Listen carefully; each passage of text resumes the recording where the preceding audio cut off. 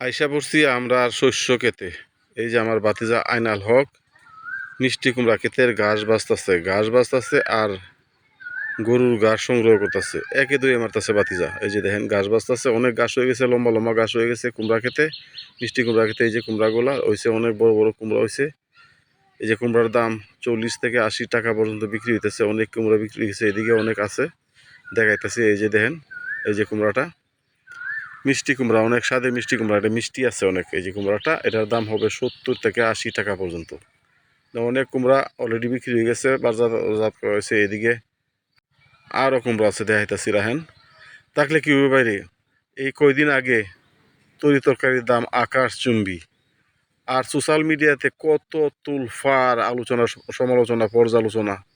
আর এখন তরহারির অভাব নাই, আমরা রয়েছে আর সস্তা, একদম ফানির দাম। তবু কি করা যাবে ভাই, ফালানি তো যাইতো না।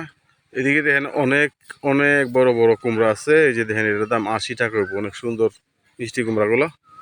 এখানে আমাদের চাল কুমড়াও আছে, মিষ্টি কুমড়াও আছে, একই ক্ষেতে অনেক ফসল।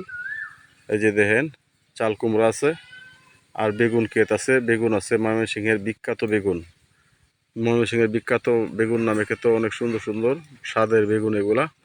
এখন যদিও বা পানির দাম, তবু তো নিজের ফসল বলে কথা, অনেক সস্তা খাইতেছি ভাই। এগুলা কিনে খাইলে অনেক টাকা লাগতো, অনেক ব্যয় হয়ে যেত গা। নিজের খেতে হয়েছে, একই খেতে অনেকগুলা ফসল করা যায় ইচ্ছা থাকলে। এই যে দেখেন সুন্দর সুন্দর কচি বেগুন, সুন্দর বেগুন, মজার বেগুন এগুলা, ময়মনসিংহের বেগুন, বিখ্যাত বেগুন। এই বেগুনগুলা বর্তমান দরদাম 60 থেকে 70 টাকা করে বিক্রি হইতেছে। এই যে দেখেন অনেক খালি জায়গা পড়ে রয়েছে, এই ক্ষেত্রে পোকায় নষ্ট করে দিছে, বিনষ্ট করে দিছে। অনেক খালি জায়গা পড়ে রয়েছে, অনেকগুলা চারা পোকায় নষ্ট করে দিছে, কীটনাশকেও কাজ হচ্ছে না। যাই হোক, কি আর করার। এই যে দেখেন ফাঁকা জায়গা, যে দেখেন ফাঁকা জায়গা, অনেক ফাঁকা জায়গা পড়ে রয়েছে, এগুলা পোকায় ধ্বংস করে দিছে। আর এইগুলো যদি পোকা ধ্বংস না করতো, তাহলে আরও অনেক ফসল বাইরে যেত। কি আর করা, বর্তমানে কাঁচা তরকারির দাম, পানির দাম। যাই হোক, দরদাম লয়ে কথা নাই, আপনারা দেখাইতাম পারছি, এটাই হলো বড় কথা। এই যে দেখেন, এই যে দেখেন বেগুনগুলা, কালো বেগুন, লম্বা বেগুন হয়েছে, অনেকগুলা বেগুন হয়েছে। এই বেগুনগুলা দিয়ে আমরা অনেক সময় বড়া খাই। বড়া খাইতে অনেক মজা লাগে, বড়াগুলো অনেক সুস্বাদু লাগে। আমার সবচেয়ে প্রিয় বড়াটাই বেগুনের। যাই হোক বন্ধুরা, আপনারা সাথে ছিলেন বলে দেখাইতে পারছি, সাথে যদি না থাকতেন তাহলে কারে দেখাইতাম। এভাবেই থাকবেন যতদিন সম্ভব, আমিও থাকবো সাথে আপনাদের, এই প্রত্যাশা রেখে সবাইকে শুভকামনা জানি আজকের মতো শেষ করতে চাই।